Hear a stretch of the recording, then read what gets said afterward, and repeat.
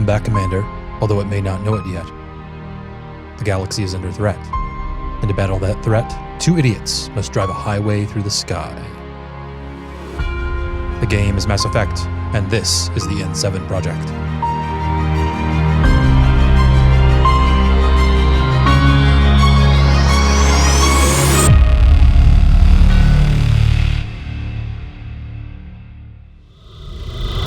Status report. So, starting off with the status reports, you literally just like left my house, drove home, and then got on the. Yeah, we kind of had a puppy play date. Yeah. It was really cute. Pretty boy, our dog hadn't met Emmeline, who is yes, the dog that has been with you personally the longest. Yes. And so, but they got on pretty good. Emmeline's a little bit of a cold fish sometimes with dogs. So, but she's kind of a grouchy girl. Yeah, but she tolerated him really quite well as compared to some of the other dogs in the past. Yeah, she didn't bite anyone this time. So, and then we also had our friend's big old Mastiff boy, who's really good friends with Pretty Boy. They like to wrestle. It was very, very cute. I think it was a bit of a culture shock for her because she's used to being the big dog in a house full of little dogs. And then she hung out with a couple dogs who are easily 3 to 4 times her weight each. Yeah. Pretty Boy, I think, might be 3, and Zeus is like another, like, he's twice as big as Pretty Boy. So, like, that's very, that's a rough place to be when you're a grumpy little girl and everybody's huge and desperately wants to play with you. So, anything else going on with you? Not too much. Been pretty quiet here. Continuing to teach myself Blender. Getting started on some portfolio projects, which is fun. Yeah, learning all sorts of new things about Unity. Awesome. Yeah. I haven't had a chance. I've been digging too much into breathing space stuff. We're now mostly recorded, and I'm starting to edit. And I'm as of this week, I made the hardest to listen to sound effect I've ever done. Well, in that case, let's move on to our mission debrief. Mission debrief. All right. So first off, the most important question: what does Exogeni's HR policy look like? I imagine they've got a lot of employee complaints there. Yeah, a lot of small text. All right, let's get into the debrief here. Arriving at Shoes Hope, something like that. Ambushed. Arriving at Shoes Hope. God damn it. Zoo? I think I've always just said zoo. Arriving at Shoes Hope. Silent H. Arriving at Shoes Hope, Shepard is ambushed by the Geth, who have nearly overrun the colony.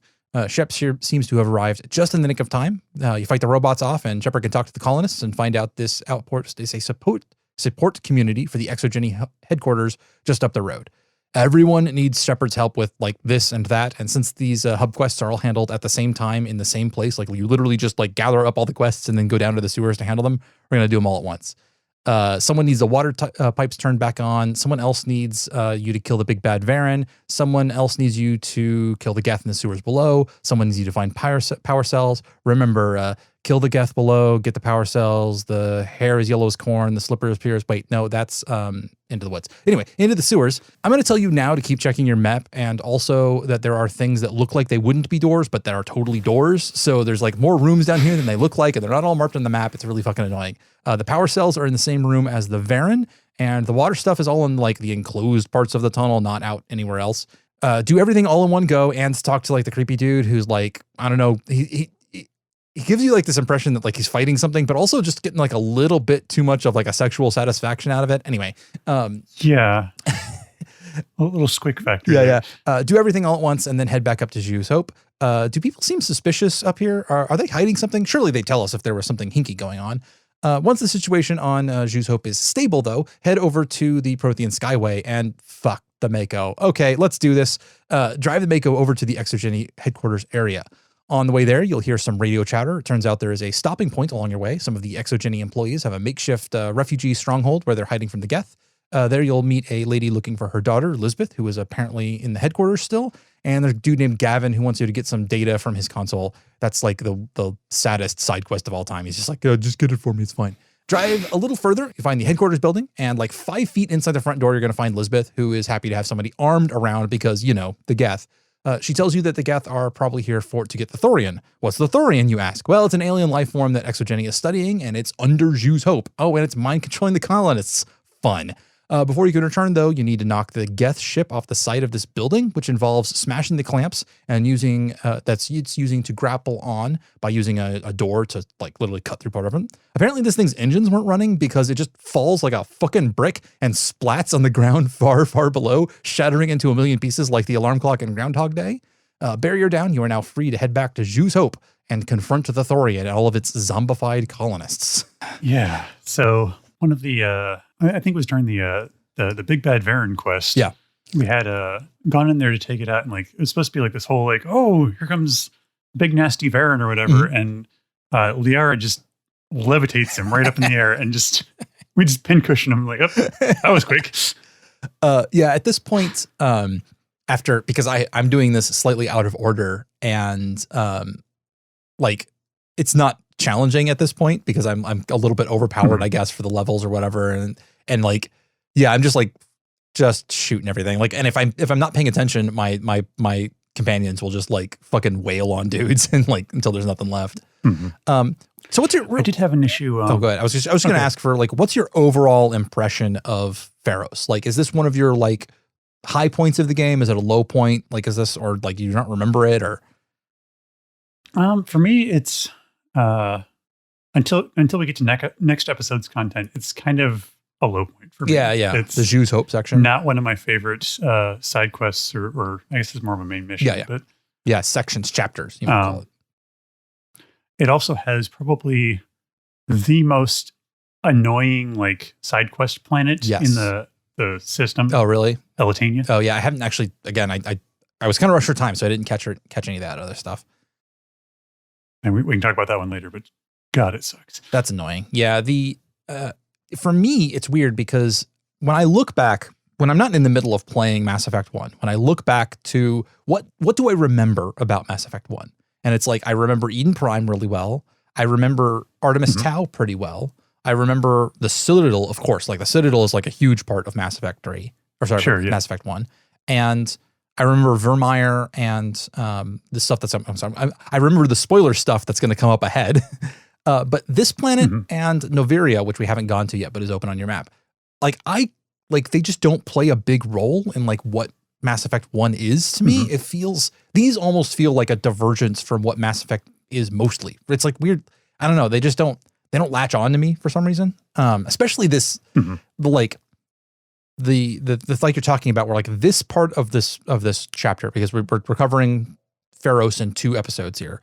So like this first section where you're just kind of running around Zhu's Hope, and then kind of covered the Exogeny section. Like it doesn't feel super engaging.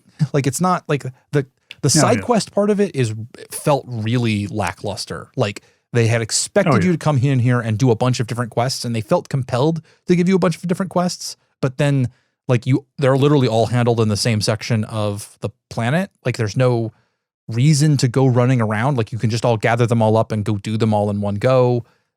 Like it feels. And in fact, that's actually what we did this episode was when we were talking to Fight Annie, he's like, oh God, there's Geth coming. Go clear out the Geth. And so you like go chase down all the Geth. But like I just kept going and like seeing all these side quest things, and then came back and they're like, good job doing that thing. I guess I don't need to tell you to go do that thing. Yeah.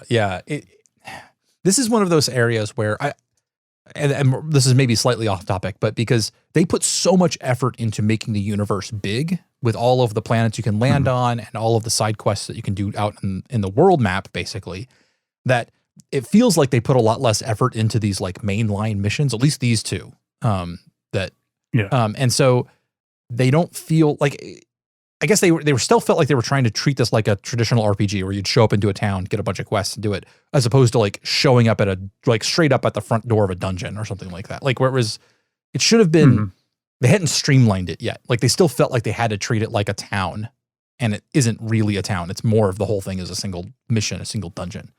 Yeah. It feels.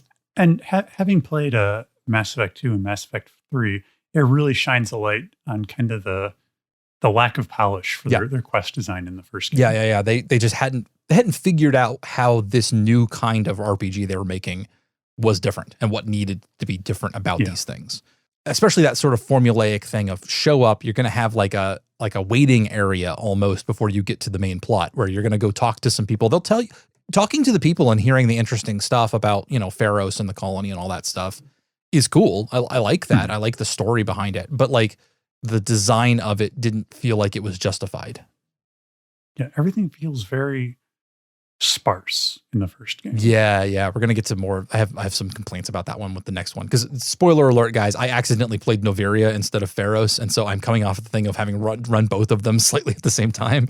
Of the two of them, I think that Feros is actually the better of the two for these reasons. I think the plot in Noveria is better, but yeah, this little quest area is definitely not the best of these. It's not Mass Effect at its height where you're like going to show up and talk to these people. I do think the concept that they're doing where they've landed on this planet full of like Prothean ruins, not ruins. And like they've just like decided to inhabit these buildings and are sort of like grafting the colony inside of these Prothean ruins is actually a pretty cool concept. I like the sort of skyline effect of it.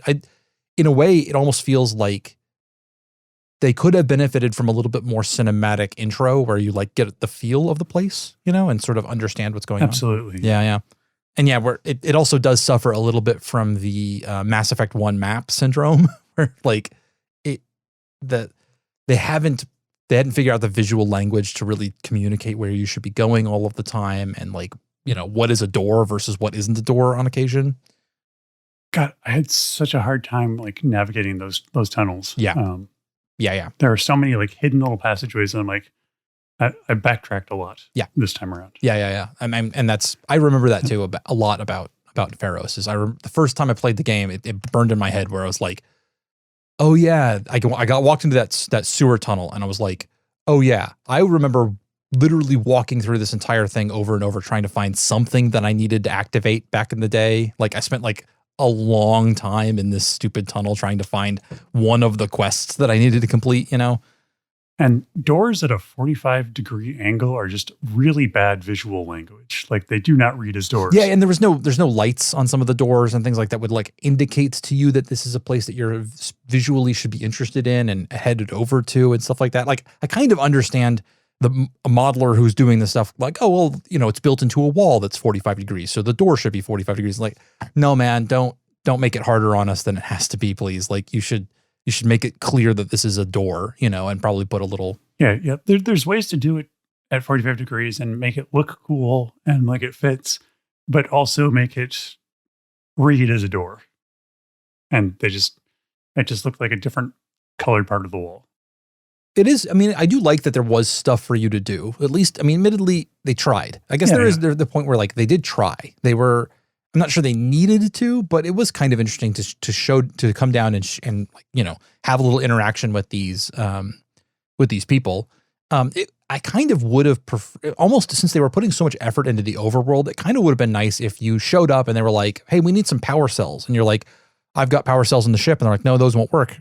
Hey, but the next planet over, like then on the next system, there's some there, we know. It's in a storage cache or something like that. And it gives you a reason to like fly away and go to another planet and then maybe come back. Or maybe you determine, hey, this isn't worth our time. Like having those quest hubs instead take you off planet would be kind of maybe a better way to, since they had put so much effort into these the overworld, all these random little planets. If Noveria and Feros had taken you out to go do stuff out in the world, it's the way that sometimes the Citadel does, maybe that would have been a better way to handle it. Yeah, I think so. I think having cramming everything within like, 400 square feet of each other. Yeah. Just because that's all the dungeon you have is.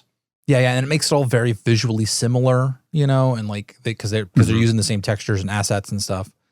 Yeah, that's a real shame. How do you feel about the like going to the exo? Like, I mean, there is the Mako section, of course, which is like, it's a Mako section. They're not great, but like once you get to the actual headquarters and have to fight through there, how do you feel about that section?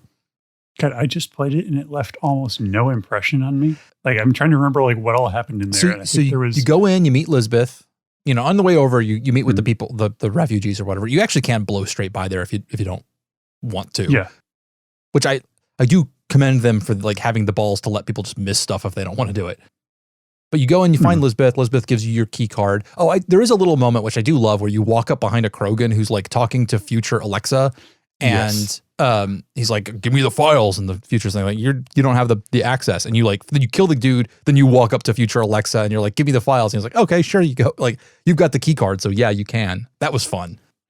But also, Exogeny frowns upon discharging a firearm in the workplace. Yeah, that was good. Although, like, it's such a weird. Like, I had forgotten that this is the Exogeny headquarters, but it's, again, built into like an old Prothean ruin. It doesn't look like a corporate headquarters at all. Like, it doesn't look like an office building. It's such a weird. I understand why it is that way. Is because they had built all of these assets for the world, and they couldn't then add additional stuff on for cost reasons, I'm assuming. But like, it didn't feel like the Exogeny headquarters. It felt like the Geth dungeon, you know? Like, it felt like a. Yeah. No, absolutely. Yeah. And again, it also is just maybe a bit too dark. That's another area where you can get lost real easily. It was super gloomy, super dark, and just very like it felt like a dungeon rather than like, this is an office space. Yeah. It felt like a dungeon. But like, I like killing Geth. I like the fact that Krogan keep showing up, who've been hired. I assume they're Krogan mercenaries who are hired by Saren or whatever. And they're just like, it says something about their species that they're willing to just like hire on with anybody. And they get told like, you're working with Geth now. And the Krogan are just like, sure, man, whatever. It's fine. I don't mind. I get to shoot some guys. Cool. Yeah. As long as I get to headbutt a dude every once in a while, I'm cool. And then you have to go, you find you keep walking past like clamping things, and your little companions will be like, hey, we should probably do something about those, but not that one. We don't have the ordinance for that one. And then you finally get to one where you have to do a little like, it's a particular type of mini game I've seen in other places too, where it's like they give you like the number 5, the number 7, the number 17, the number 11, and number 13, and you have to get them to add up within a range. And you can't turn them off. You can only turn them on. So if you hit the wrong one and realize you haven't gotten the right multiple or whatever, then like you have to just reset the whole thing and go through a cutscene. There's going to be some more complaining from me about their mini game design in this game. I know it gets better later on in the future games, but this is it's kind of like, God damn it, guys, just don't do it. Like you're already doing something unusual for yourselves, which is making a first-person shooter.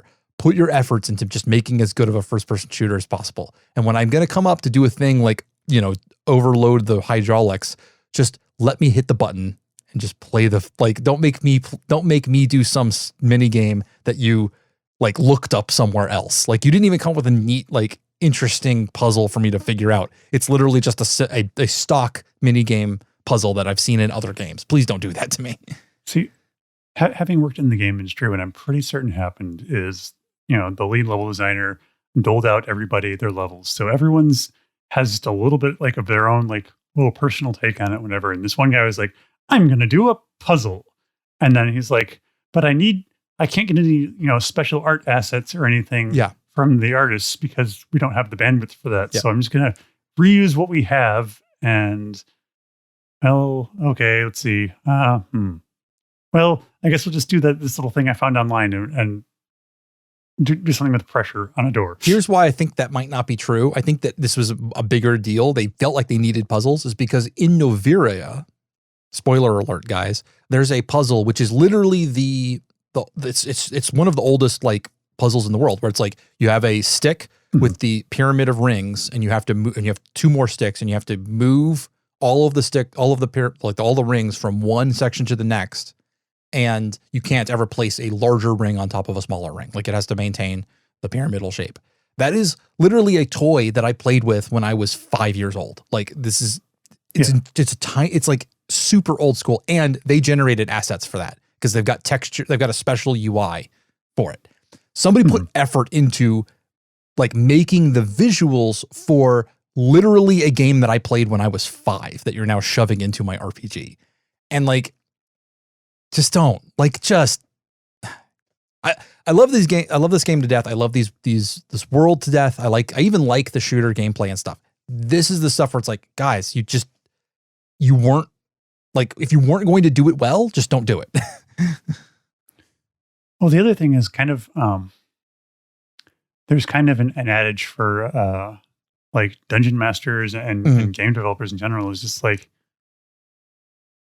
unless you are very, very specifically a puzzle game, your puzzles have to be targeted at someone in that like developmental age range of like 4 to 5 years old. Yeah, because that's true. Otherwise, you are going to lock players out of the experience. Yeah.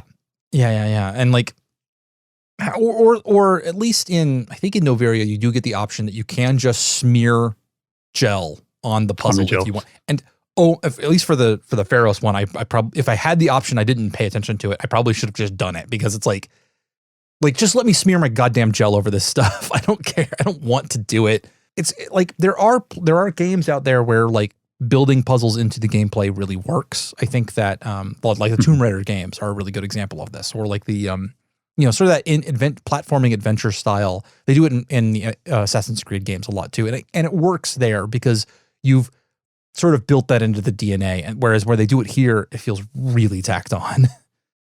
It really does. That being said, I love the moment where you clamp the claw with you overload the hydraulic door and the thing breaks off and the fucking Geth ship just falls like a fucking brick and just boom. Yeah, that feels great. Like the fact that they put their time and effort into that makes me feel really happy. Like I get a nice endorphin boost every time they do that. I'm like, yes, like, but I did not need a mini game to get me there.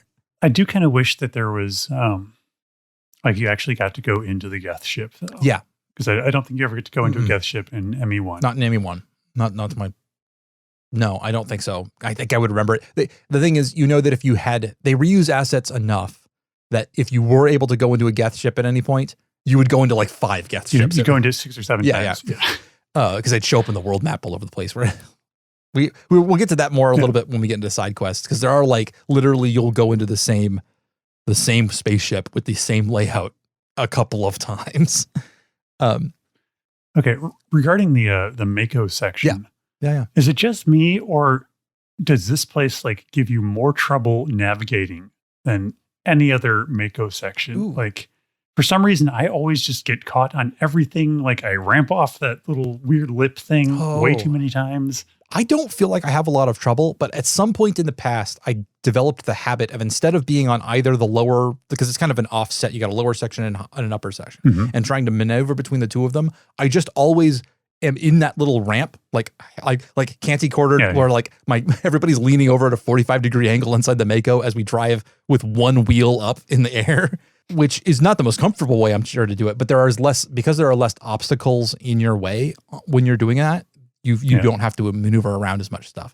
Yeah, it's definitely, it's not the worst Mako section. I actually, maybe it is the worst Mako section. They're all pretty bad is the problem. So none of them, but like what we'll see in the future is better. Novaria is better. Artemis Tau is better. Yeah, it probably is the worst one. Just because like, and they have you going through tunnels, Halo style, and like it feels very Halo to me at this section, because you like the ruins of the Prothean ruins kind of feel like the founding of the Forerunner ruins of Halo 2. Yeah. So like, and they've got like they put freaking anti-tank traps in your way. Like they're literally like the big cross looking things are straight up like anti-tank traps from World War II that somebody just decided to put on this Skyway, I guess, for some reason. I don't know. Okay. Yeah. So do you stop for those little like on foot sections, like the little bunkers? There are bunkers? Like there's like in that Makewith section, there's like 2 little bunker areas, like in the side of that little ramped area. And there's like a couple Geth hanging out in each one. Nope. And then a couple chests. Nope. I don't stop at all. I forgot they're there. I might have done it in the past. I don't even remember that there are sections where you are implied to get off and do stuff. I just blew straight. That being said, this time, because I was in a hurry, I didn't kill all the Geth. I just fucking blew right. Like I killed the armatures, but the little like rocket dudes weren't hitting me, and I didn't bother. I just blew right past them and then ignored them because it was like, who cares? Like, I get addicted to ragdolling the Geth with the cannon, so I will always stop. Yeah. And like it's stupid how good of a sniping game the Mako is, because you can like double zoom in on, and you have both of your weapons are hit hit scan weapons, which have no travel time. So you don't need to worry about leading. You can just like put your little reticle right on top of the guy and blow them up immediately, and they get ragdolled out in the future. That is fun. That is nice. It's the actual driving that sucks. And if you're playing on console, you also get aim assist.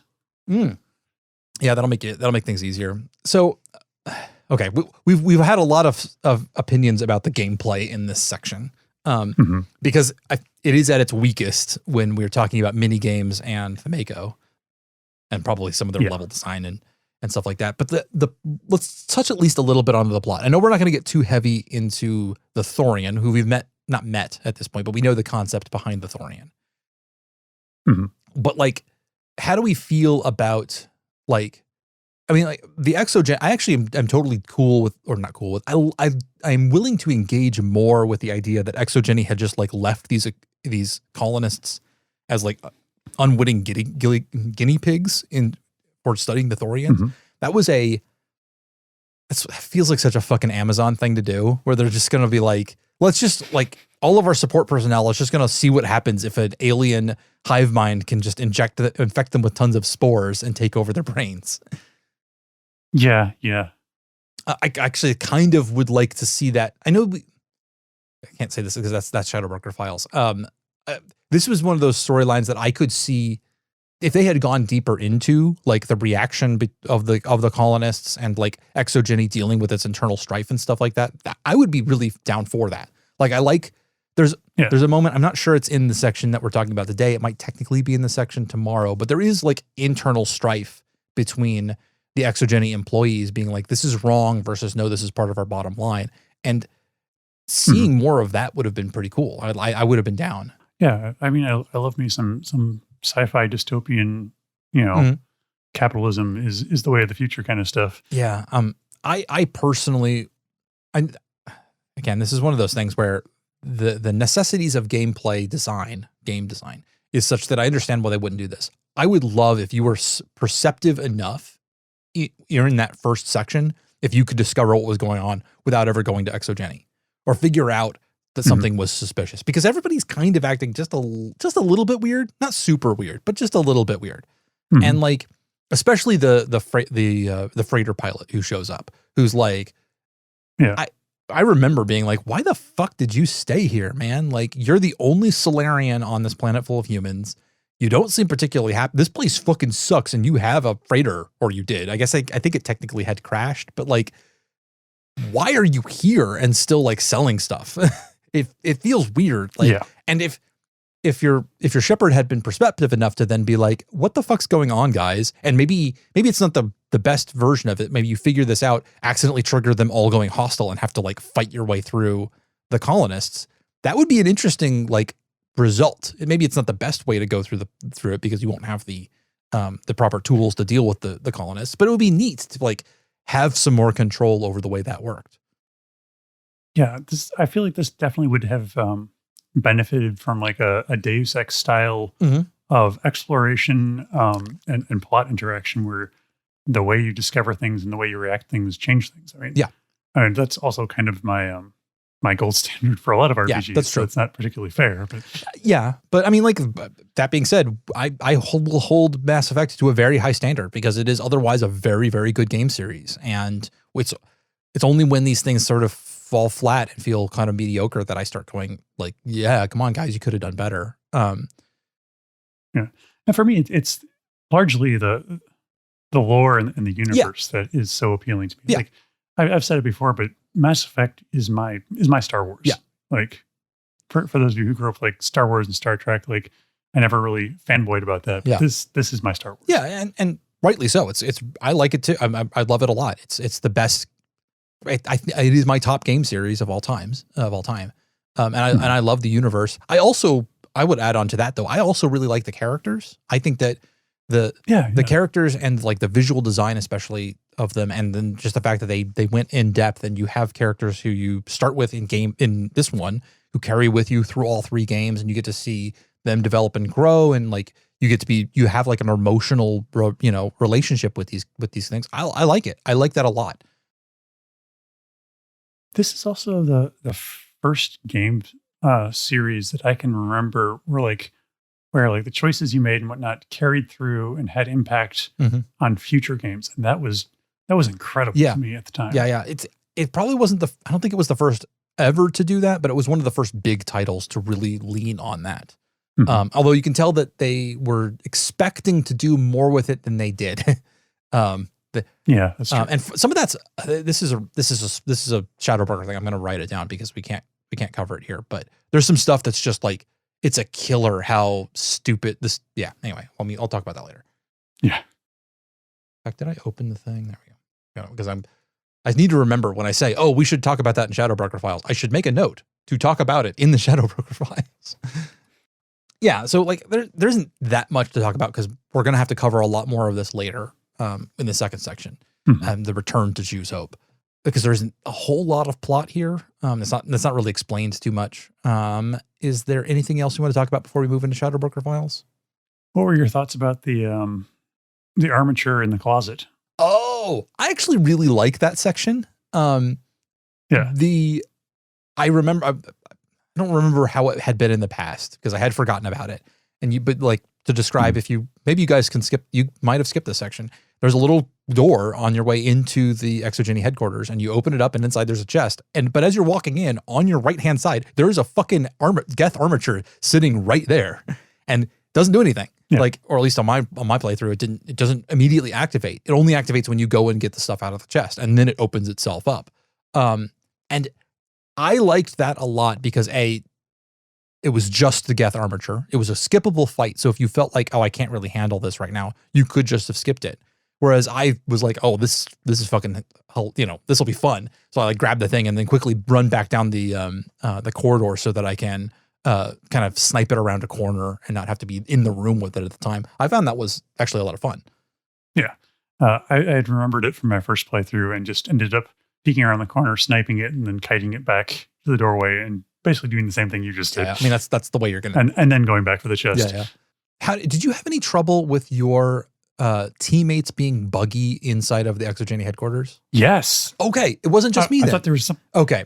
They would just stop reacting. Is that what happened? Okay. That is a bug that carries all the way over from the original version of the game. I remember it happening on my the Xbox 360 version. That like, interesting. Yeah, from like early version of the game, you go into the Exogeny headquarters, you walk around, and your people just stop. Like they don't keep coming with you. They just like stop doing anything. And like you'll get to points where they have voice lines, and you'll hear their voice lines going, but they're just not around. They're just hanging out in one room. They did fix some bugs, but they did not fix that one for some reason. Weird. Okay. I thought I was just like particularly unlucky, but I guess if you saw it too, then that's a real thing. No, when we rescued Elizabeth and you get ambushed by all those Varen? All those Varen. Yeah.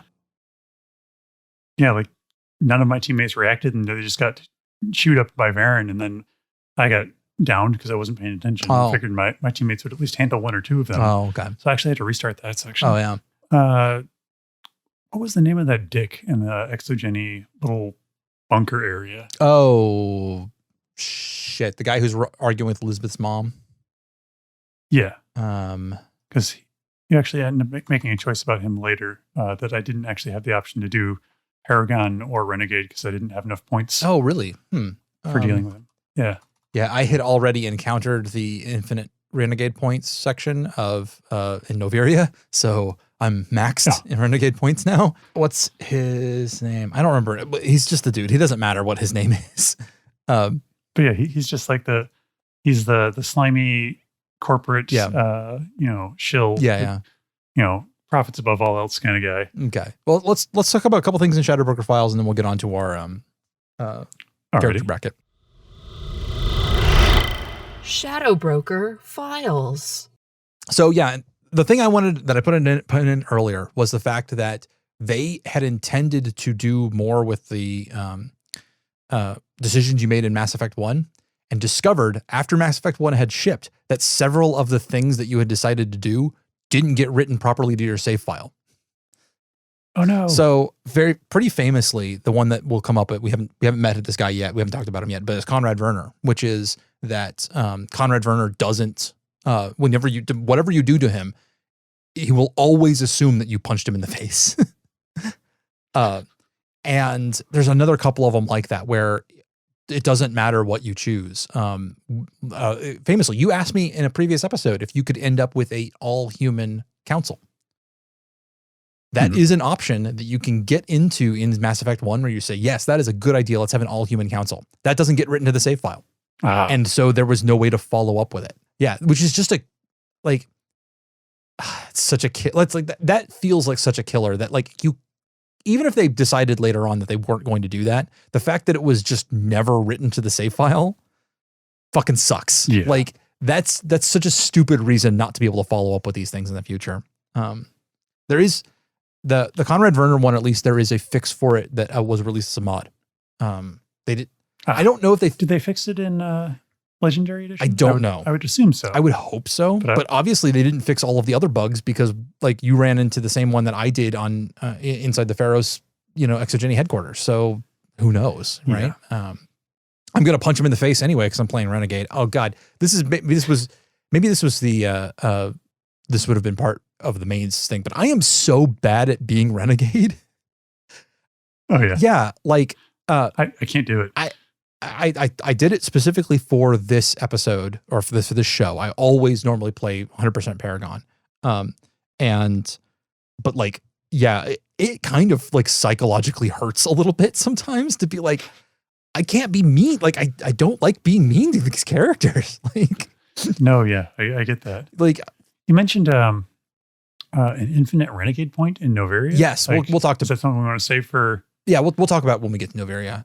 But it's if you want to take advantage of it, it is he's the Turian who he's the way you get. He's part of the main plot. You get him as part of going in to get the garage pass. He wants you to go to his office, and depending on how you run that conversation, you can just loop back and forth with a section where you're talking about where you have a renegade or a paragon option, and you can just max the thing out.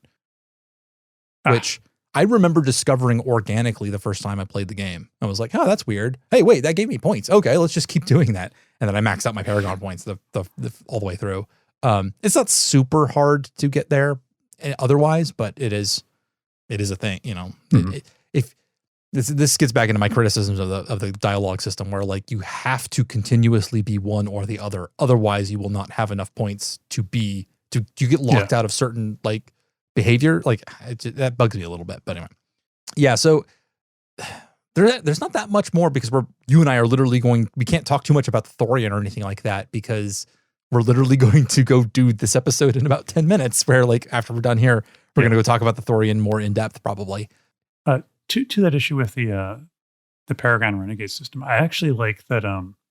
It's actually one of the things I do like about the Andromeda system or the Andromeda games is rather than the Paragon Renegade, you basically have a disposition reputation kind of where they split it between logical and casual and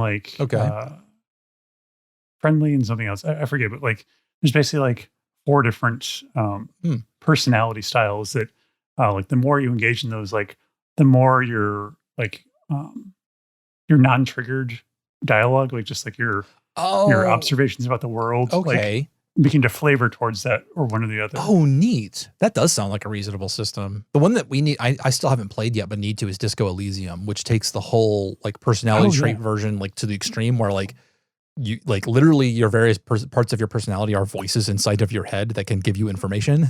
That sounds rad. Mm-hmm. Yeah, and I will just sound really cool. And as much as I rag on the Renegade Paragon system, I do like that it is Renegade versus Paragon, which is roughly anti-authoritarian versus not authoritarian, but pro structures of power, pro being nice and everybody getting along kind of thing. It's asshole versus Boy Scout is really the best way to say it. As opposed to other games of this type, which would, up until Mass Effect, it would have been good versus evil. You would have been a good guy versus an evil guy. And I like that they did have the boldness to say, no, Shepard is a good person, or not a good person, but has good goals, is trying to save the universe, is trying to save humanity, is trying to trying to help people. They just might be an asshole while doing it. And that it is better than the KOTOR problem where as you're playing the game, if you had been playing just a complete asshole Shepard, they would have been like, no, fuck this, and like just left and like gone off to do whatever the hell else they wanted the moment you got in the Normandy, and like would not have even bothered to try to hunt down Saren or anything like that, or would not go engage in saving people. That is a better version of it than what had come before. This is an improvement, but I don't think it is strong enough to carry us all the way through. One thing I did want to talk a little bit, because we probably won't have a chance to talk about it next, is the fact that there is a little bit of continuation of Zhu's Hope as a plot point in Mass Effect 2 and then 3, which is nice. If you are good enough with the with your resources and your anti-thorian grenades and all that stuff, and you save the colony, they actually show back up in Mass Effect 2. They're having legal troubles with the Exogeny Corporation that you can help out with, which is kind of cool. That is cool. And then again, they show up again as a war asset. They may or may not have actual not on screen, but they might send you a letter or something like that, I think.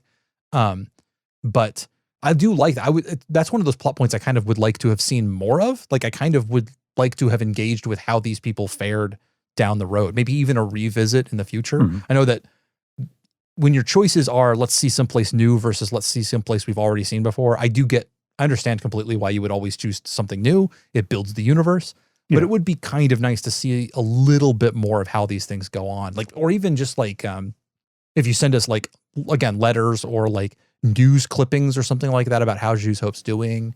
That doesn't sound like it would be too expensive to like, write up some text and have it sent as an email.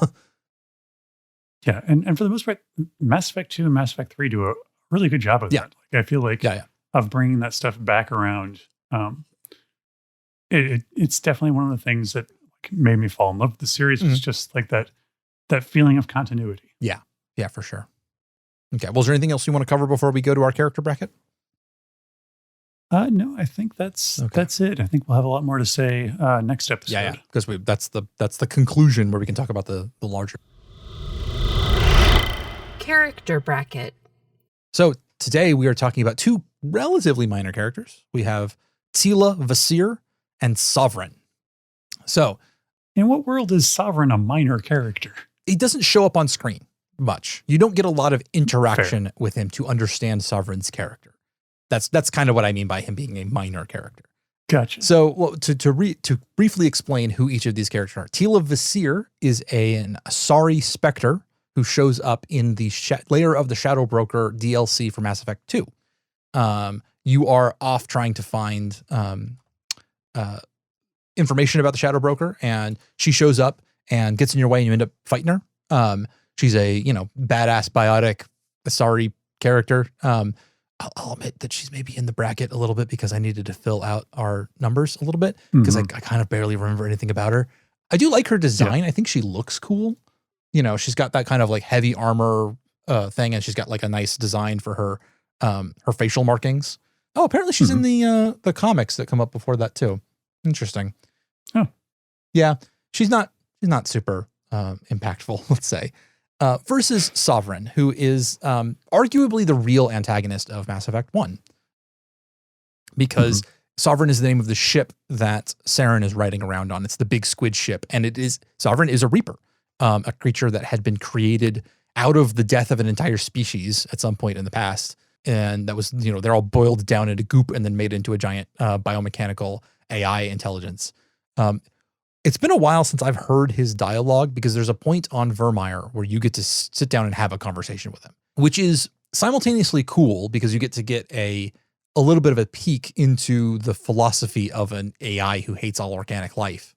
But I have to say, just a tiny little bit, it humanizes him just a tiny little bit, that maybe it would be better off if he's more like a eldritch abomination where like wouldn't even deign to speak English kind of thing would be kind of maybe a little bit better. I don't know. I kind of like him when he's just the squid ship a little bit more than having a like dialogue conversation with him. I don't know. It's hard to, I don't know which way is better, but for me, I think having that conversation was probably one of the most impactful parts of the really? entire cool game for me. Like just that brief conversation where like, like just getting that thrown in your face and like, like that, it's not just a ship, that is a Reaper that you are talking to. That is a good point. The dialogue choice is pretty, like the dialogue is pretty memorable.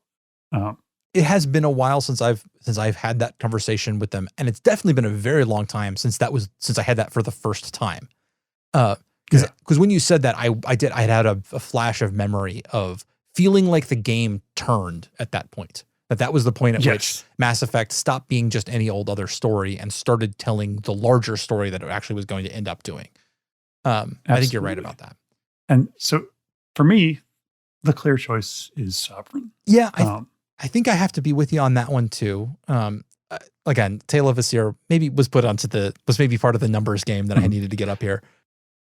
I know we'll get more interesting choices later on. Yeah, maybe we'll regret this when we play Mass Effect 2 and actually see her, because she does. I mean, like I said, she's got a pretty good colony or pretty good design. Who's her voice actress? Anybody I recognize? Literally not even listed on the wiki who her voice actress was, so it can't be important. She's cool. I think that the clear winner here is Sovereign. So for me, Sovereign was it was the perfect introduction to just how scary and cool the Reapers were. Yeah. And if I recall, his attitude is more he does take on some of that, like, I am going to eradicate you because you are ants. Like, you're not even worth hating in a certain respect. Like, you're just beneath us, which is pretty cool. That's nicely cold. Okay. All right, then let's mark him down. So far, I ran 2 brackets for the opener, and they've kept up with us for the audience. Cortez and Chakwas have both made it onto the second bracket from the audience version as well. If you guys want to participate in that, then on the days that these episodes go up live, I'm going to be running polls on Twitter, and I will try to remember to make sure that those end up with a link in the description. So check the description below, and you can decide for yourselves, because maybe we're wrong. Maybe we're completely overlooking the majesty that was Tale of Visir. Okay. And that will be it for us this week, and we'll catch you guys later. All right. Until next time, or in Scott's case, in 5 minutes from now. Yep.